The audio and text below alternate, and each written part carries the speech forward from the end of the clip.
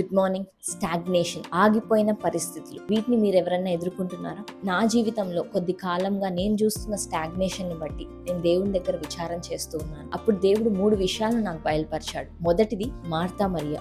యేసు ప్రభు Martha మరియల ఇంటికి వెళ్ళినప్పుడు మరియా యేసు ప్రభు వద్దనే కూర్చొని ఉంది. కానీ మార్తా ఆయన కొరకు అనేకమైనవి సిద్ధపరచాలి అని చాలా పనులు చేస్తూ ఉంది. అది మాత్రమే కాక మరియ తనకు ఎటువంటి సహాయము చేయట్లేదని సనుగుతూ ఉంది, కంప్లైంట్ చేస్తూ ఉంది.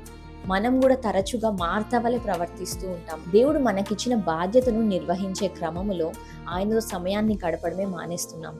ఆయన వద్ద నుంచి మాటను తీసుకోవడం వదిలేస్తున్నాము. అది మాత్రమే కాకుండా కంప్లైనింగ్ యాటిట్యూడ్, మన పనిని మనం సమర్థవంతంగా నెరవేర్చలేనప్పుడు ఈజీగా పక్కన వాళ్ళని బ్లేమ్ చేస్తూ ఉంటాం, వాళ్ళపైన కంప్లైంట్ చేస్తూ ఉంటాం.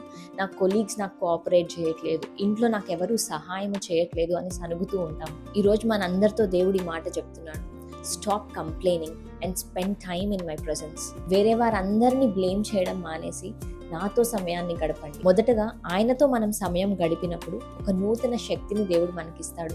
ఒక న్యూ యాక్సిలరేషన్ ని మన జీవితంలో, మన పనిలో దేవుడు మనకు కలుగజేస్తాడు. మనందరము కూడా మరియా వలె ఉత్తమమైన దాన్ని ఎంచుకుందామా? Have a blessed day.